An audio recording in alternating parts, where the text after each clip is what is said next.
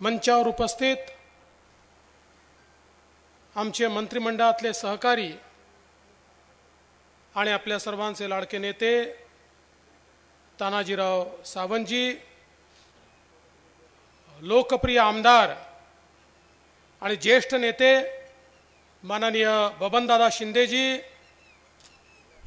सन्माननीय आमदार संजय मामा शिंदेजी, सन्माननीय शिवाजीराव सावंतजी, प्रशांत मालक परिचारक, चित्राताई वाघ, रश्मीताई बागल, सन्माननीय जयंतराव जगताप, या ठिकाणी उपस्थित असलेले आपल्या सर्वांचे लाडके उमेदवार आणि आपल्या आशीर्वादानं पुन्हा एकदा म्हाडा मतदारसंघातून मोदीजींच्या टीममध्ये खासदार म्हणून निवडून जाणारे आपले रणजित सिंह नाईक निंबाळकर, मंचावर उपस्थित अनिल सावंतजी, अमोल शिंदेजी, पृथ्वीराज सावंतजी, योगेश बोबडेजी, राजाभाऊ चौरेजी, बापू जगतापजी, ऋतुराज सावंतजी, आरतीताई बसवंती, सुहास पाटीलजी, शंभूराजे जगताप, हरिभाऊ चौगुले, प्रवीण कदम, सुजित थिटे, सुजित खुर्द, ओंकार बसवंती, मुन्ना भोसले, सोमेश क्षीरसागर, उपस्थित सर्व माता भगिनी आणि बंधूंनो, खरं म्हणजे आज या सभेमध्ये या ठिकाणी उपस्थित होताना आपल्यापैकी अनेक लोकांना हे आश्चर्य वाटलं असेल की एकाच मंचावरनं शिंदे कुटुंब आणि सावंत कुटुंब एकाच उमेदवाराकरता या ठिकाणी मतं मागतायत. हे का शक्य झालं? मोदी है तो मुमकिन है. आज आपण पाहू शकतो देशामध्ये विविध विचारांचे लोक एकमेकाच्या विरोधात वर्षानुवर्ष राहिलेले वेगवेगळ्या विचाराचे लोक एकमताने एक दिलाने एकत्रित येत आहेत. याचं कारण जे जाणते नेते आहेत त्या जाणत्या नेत्यांना हे समजतं की लोकसभेची निवडणूक आहे, ही ग्रामपंचायतची निवडणूक नाही, जिल्हा परिषदेची निवडणूक नाही, नगरपालिकेची निवडणूक नाही, विधानसभेची निवडणूक नाही आहे. देशाचा नेता निवडण्याकरता निवडणूक आहे. आणि आज समाजातल्या सर्व जाणत्या नेत्यांचं एकमत आहे की या देशाला विकासाकडे जर कोणी घेऊन जाऊ शकत असेल तर ते केवळ आणि केवळ नरेंद्र मोदीजी घेऊन जाऊ शकतात. आणि म्हणून सगळे मोदीजींच्या नेतृत्वात या ठिकाणी एकत्रितपणे आलेले दिसतात. बंधू भगिनींनो, मगाशी तानाजीरावने सांगितलं गोष्ट खरी आहे. ही लढाई काही निंबाळकर आणि मोहितेंमधली लढाई नाही आहे. या ठिकाणी देशाची लढाई चालली आहे आणि त्याच्यामध्ये केवळ दोनच आपल्याला पर्याय दिसतात. एक पर्याय विश्वगौरव विकास पुरुष नरेंद्र मोदीजी यांच्या नेतृत्वातली महायुती आहे, ज्यामध्ये एकनाथराव शिंदेजींची, तानाजीरावांची शिवसेना आहे, ज्यामध्ये अजितदादा पवारांची, बबनदादांची राष्ट्रवादी काँग्रेस आहे, ज्यामध्ये मनसे आहे, ज्याच्यामध्ये आठवले साहेबांची रिपाई आहे, ज्याच्यामध्ये पिरीप आहे, ज्याच्यामध्ये रयत क्रांती आहे, ज्याच्यामध्ये जनसुराज्य आहे, ज्याच्यामध्ये रासपा आहे, अशी विविध पक्षांची एक मोठ बांधून मोदीजींच्या नेतृत्वातली ही महायुती आणि एनडीए आहे. आणि दुसरा पर्याय हा राहुल गांधींच्या नेतृत्वात 26 पक्ष एकत्रित येऊन तयार झालेली खिचडी आहे. बंधू भगिनींनो, आपण जर बघितलं आपली महायुती कशी आहे मोदीजींचं मजबूत इंजिन त्याला लागलाय आणि त्या इंजिनाला वेगवेगळ्या पक्षांचे डबे लागले आहेत. दीन दलित गोर गरीब आदिवासी शेतकरी शेतमजूर महिला अल्पसंख्याक ओबीसी सर्व समाजाला या गाडीमध्ये बसण्याची जागा आहे आणि सबका साथ सबका विकास म्हणत ही गाडी मोदीजींच्या नेतृत्वात वेगानं पुढे जाते. पण दुसरीकडे काय आहे? दुसरीकडे गाडी नाहीच आहे, नुसतं इंजिन आहे. आणि तेही कसं आहे? राहुल गांधी म्हणतात 26 पक्षाचं इंजिन मी आहे. पवार साहेब म्हणतात तू इंजिन नाही मी इंजिन आहे. उद्धव ठाकरे म्हणतात पवार साहेब कुठले इंजिन आले मी इंजिन आहे. मुलायम सिंगांचा पोरगा म्हणतो मी इंजिन आहे. लालू प्रसादचा पोरगा म्हणतो मी इंजिन आहे. स्टॅलिन म्हणतो मी इंजिन आहे. ममता बॅनर्जी म्हणते मी इंजिन आहे. यांच्या इंजिनाला डबेच नाही आहे. आणि इंजिन मध्ये बसण्याची जागा किती लोकांकरता असते? ड्रायव्हर करता. सामान्य माणसाला बसायला इंजिन मध्ये जागा नसते. राहुल गांधींच्या इंजिन मध्ये सोनिया गांधी आणि प्रियंका गांधी. पवार साहेबांच्या इंजिन मध्ये अजित दादा नाही, पवार साहेबांच्या इंजिन मध्ये फक्त सुप्रियाताई. आणि उद्धव ठाकरेंच्या इंजिन मध्ये फक्त आदित्य ठाकरे. तुम्हाला कोणालाही त्यांच्या इंजिन मध्ये बसण्याची जागा नाही. पण बंधू भगिनींनो, ज्या क्षणी तुम्ही कमळाचं बटन दाबाल, आमच्या रणजित सिंग नाईक निंबाळकरांच्या नेतृत्वात माळा मतदारसंघाची बोगी थेट मोदीजींच्या इंजिनला लागेल आणि अशी वेगाने विकासाच्या वाटेला ती निघेल की परत मागे वळून पाहावं लागणार नाही. आणि म्हणून ही जी निवडणूक आहे, देशाचा नेता निवडण्याची निवडणूक आहे. तालुक्याचा नेता कोण याची निवडणूक नाहीये. तालुक्याचे अनेक नेते असतील, पण देशाच्या नेत्याकरता आपल्याला एकत्रित येऊन या देशाचा विचार करायचा आहे. आपण बघा, गेल्या 10 वर्षामध्ये मोदीजींनी 20 कोटी लोकांना कच्च्या घरातनं पक्क्या घरामध्ये आणलं. 50 कोटी लोकांच्या घरी चुलीऐवजी गॅस दिला. 55 कोटी लोकांच्या घरी मोदीजींनी शौचालय दिलं. 60 कोटी लोकांच्या घरी शुद्ध पिण्याचं पाणी नळाच्या माध्यमातून दिलं. 70 वर्षानंतरही त्या घरच्या माय माऊली हंडा घेऊन विहिरीवर जायच्या, नदीवर जायच्या. त्यांच्या घरी 60 कोटी लोकांच्या घरी शुद्ध पिण्याचं पाणी हे मोदीजींनी त्या ठिकाणी पोहोचवलं. मुद्रासारखं लोन, 10 लाखापर्यंतचं लोन बिना तारण आणि बिना गॅरंटरचं 60 कोटी तरुणांना त्या ठिकाणी दिलं, ज्यात 31 कोटी आमच्या महिला आहेत ज्यांना आपल्या पायावर उभं करण्याचं काम मोदीजींनी केलं. आणि आता तर 20 लाखाचं लोन हे बिना तारण आणि बिना गॅरंटर मोदीजी देत आहेत. या देशामध्ये 8,80,00,000 लाख बचत गट तयार केली आणि त्या माध्यमातून 8 लाख कोटी रुपये त्या बचत गटाला दिले. आज 10 कोटी महिला मोदीजींच्या या बचत गटाच्या चळवळीमध्ये स्वतःच्या पायावर उभ्या राहिल्यात आणि आता त्यातल्या 3 कोटी महिला लखपती दीदी होत आहेत. हे परिवर्तन मोदीजींनी करून दाखवलंय. आज आपल्या घरचे जे जुने जाणते बुजुर्ग लोक आहेत त्यांच्याकरता सर्व प्रकारच्या औषधी ऑपरेशन सगळं फ्री तर मोदीजींनी केलंच आहे. दुसरीकडे 55 कोटी लोकांना 5 लाखापर्यंतचा इलाज हा मोदीजींनी मोफत दिला आहे. पण त्याच वेळी जे काही सिनियर सिटीजन आहेत त्यांना कानाचं यंत्र पाहिजे तर कानाचं यंत्र, चष्मा पाहिजे तर चष्मा, कवळी पाहिजे तर कवळी, स्टिक पाहिजे तर स्टिक, कमोड पाहिजे तर कमोड, जे लागेल ते मोदीजींनी वयोश्री योजनेच्या माध्यमातून त्या ठिकाणी मोफत दिलाय. आमचे जे दिव्यांग आहेत या दिव्यांगांना मोदीजींनी त्या ठिकाणी जर्मनी आणि फ्रान्समध्ये ज्या प्रकारचे कृत्रिम हात आणि कृत्रिम पाय मिळायचे त्याचे कारखाने भारतात काढून ते आपल्या इथल्या दिव्यांगांना दिले.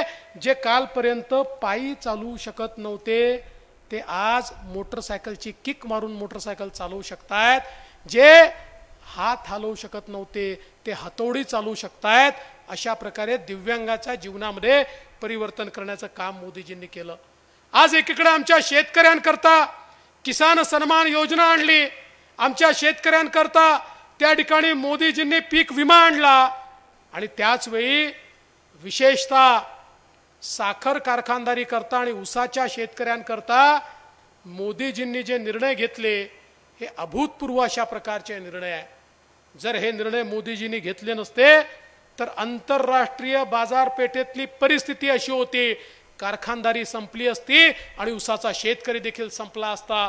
पहिल्यांदा ऊसाला त्या ठिकाणी MSP लावणारे मोदीजी, इथेनॉलच्या मिश्रणाला 10% परवानगी देणारे मोदीजी, आणि त्यासोबत आमच्या कारखानदारीवर लागलेला इन्कम टॅक्स. 60 वर्ष काँग्रेसचं सरकार आम्हाला सांगायचं इन्कम टॅक्स रद्द होणार, पण होऊ शकला नाही.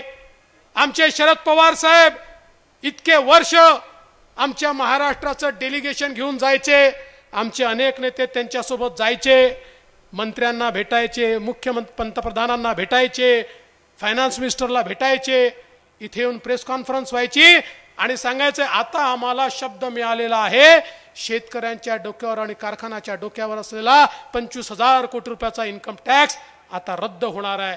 तो कधीच रद्द झाला नाही. पण मोदीजी प्रधानमंत्री झाले आणि अमित भाई शाह सहकारिता मंत्री झाले, जे या देशात कधी झालं नाही. लोक म्हणायचे रेट्रोस्पेक्टिव्हली मागच्या दिवसापासून टॅक्स रद्द होऊ शकत नाही. मोदीजींनी ऊस कारखानदारीवरचा आणि शेतकऱ्यावरचा 25,000 कोटी रुपयाचा इन्कम टॅक्स हा त्या ठिकाणी रद्द करून टाकला आणि आमच्या कारखानदारीला आणि आमच्या शेतकऱ्याला इन्कम टॅक्स पासून मुक्त करण्याचं काम हे या ठिकाणी मोदीजींनी केलं.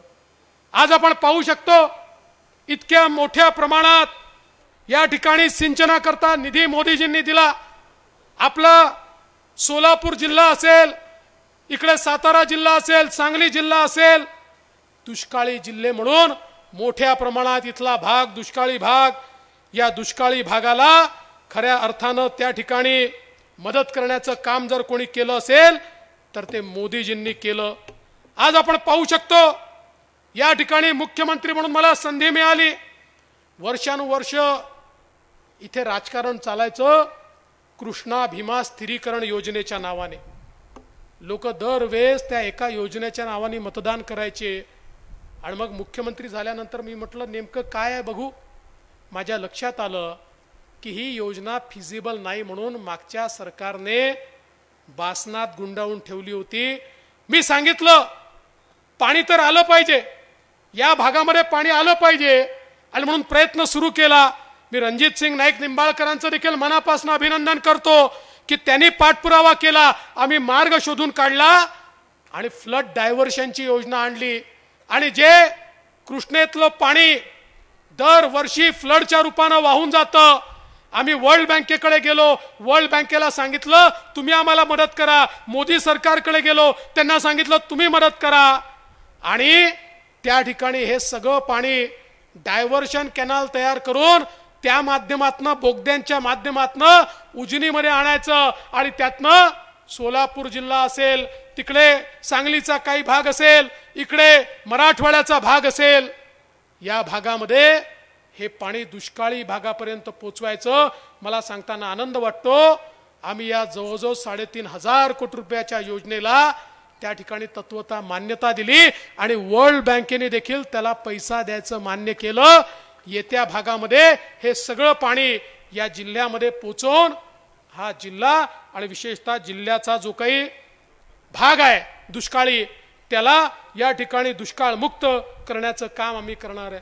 एवढंच नाही, वेगवेगळ्या प्रकारच्या या म्हाडा मतदारसंघामध्ये मग सांगोल्याच्या उपसा सिंचन योजना असतील, नीरा देवधर सारखी योजना असेल, टेंभूचं पाणी असेल, या सगळ्या गोष्टी का पूर्ण होऊ शकल्या, याला निधी दिला कोणी? हा सगळा निधी माननीय मोदीजींनी दिला. वर्षानुवर्ष या ठिकाणी लोकांना मूर्ख बनवलं जायचं, अनुशेष सांगितलं जायचा, विदर्भालाही पैसा मिळायचा नाही आणि अनुशेषाच्या नावाखाली तुम्हालाही पैसा दिला जात नव्हता. मोदीजींचं सरकार आणि आमचं सरकार आलं, आम्ही सांगितलं दुष्काळी भागाला न्याय दिला पाहिजे. आज कोट्यावधी रुपये दिले आणि सिंचनाच्या योजना एक एक पूर्ण होत आहेत. हजारो हेक्टर जमीन ही आता पाण्याखाली येते आहे. हे खऱ्या अर्थानं मोदीजींचं सरकार आहे. समाजातल्या प्रत्येक घटकाला मोदीजींनी या ठिकाणी मदत केली आहे. आमच्या अनुसूचित जातीचे लोक असतील त्यांना स्टँडअप सारखी योजना दिली आणि त्या योजनेच्या अंतर्गत प्रत्येक बँकेच्या प्रत्येक ब्रँचला अनुसूचित जातीच्या तरुणांना धंद्याकरता लोन द्यावंच लागेल हे कंपल्शन केलं आणि देशामध्ये अनुसूचित जातीचे अनेक उद्योजक तयार करण्याचं काम हे मोदीजींच्या माध्यमातून झालं. आमचे 12 बलुतेदार पारंपरिक व्यवसाय करणारे यांचा विचार कधीच कोणी केला नव्हता. या 12 बलुतेदारांचा विचार पहिल्यांदा विश्वकर्मासारखी योजना आणली. 14,000 कोटी रुपये मोदीजींनी दिले आणि त्यांना त्यांचा पारंपरिक व्यवसाय वाढवण्याकरता, त्याच्यामध्ये आधुनिकता आणण्याकरता, त्यांच्या मुलांना त्या व्यवसायामध्ये अधिक कमाई करता आली पाहिजे याकरता मोदीजींनी नवीन योजना या ठिकाणी आणली.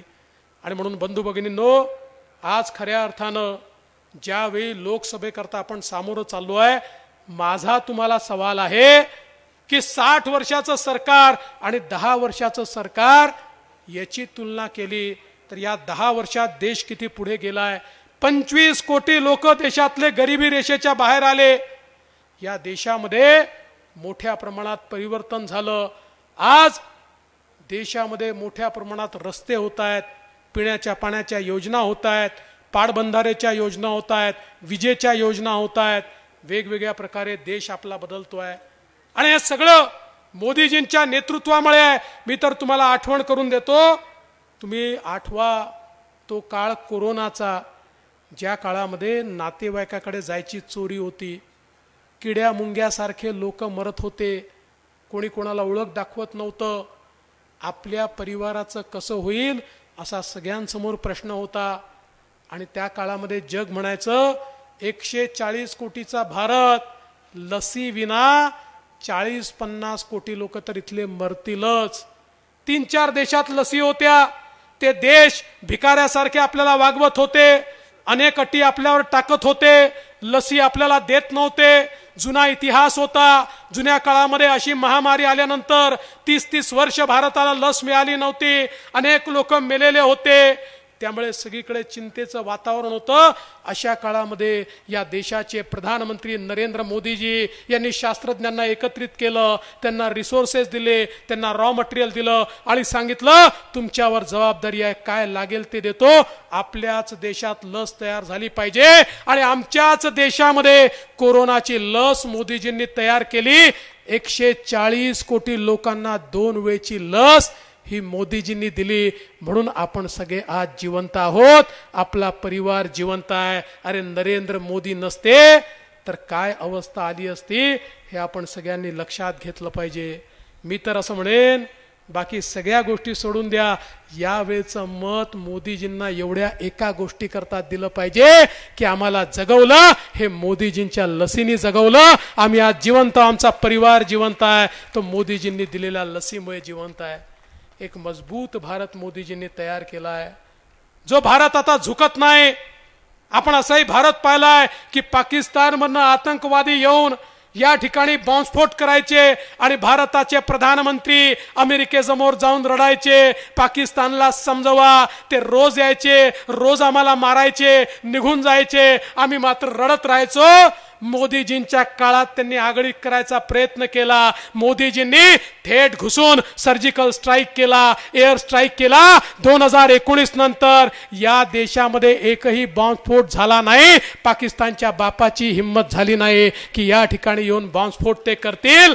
आज अशा प्रकारचा मजबूत भारत हा मोदीजींनी तयार केलाय. म्हणून सांगतो बंधू भगिनींनो, गल्लीची नाही दिल्लीची निवडणूक आहे, तालुक्याची नाही, देशाचा पंतप्रधान निवडण्याची निवडणूक आहे. अरे देशाला मजबूत नेता हवाय, देशाला पुढे नेणारा नेता हवाय, सबका साथ सबका विकास सांगणारा नेता हवाय. आणि असा नेता मोदीजींच्या रूपानं आपल्याला मिळालाय. आणि बंधू भगिनींनो, ज्या क्षणी रणजित सिंग नाईक निंबाळकरांच्या कमळाचं बटन आपण दाबू. मत केवळ रणजित दादांना मिळणार नाही, मत मोदीजींना देखील मिळणार आहे. आणि मला विश्वास आहे माढा तालुक्यामध्ये या दोन्ही शक्ती एकत्रित आल्या आहेत. आमचे बबनदादा असतील, शिंदे परिवार असेल, आणि या ठिकाणी दुसरीकडे सावंत परिवार, असे दोन्ही परिवार एकत्रित आले आहेत. त्यामुळे या ठिकाणी तानाजीरावनी जे सांगितलं ते खरं आहे.